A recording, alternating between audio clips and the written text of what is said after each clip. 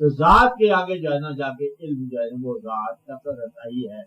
तो गोया के सिफात से जात तक लाइन जो है ये इल्म की लाइन है। यानी कि रिज्क को और तकसीम को गौर करने से राज़त तक पहुंचना, ये आपके लिए क्या होगा? ये इल्म होगा। इल्म होगा जिंदगी से मौत को दरियाफ्त करना, मौत से जिंदगी को दरियाफ्त करना, होने से न होना दरियाफ्त करना, न होने से होना दरियाफ्त करना, अपनी विल में बिल्ला गाड़ को दरियाफ्त करना और उसकी विल में अपनी विल दरियाफ्त करना। ये भी करा करो, डरने को खैर है।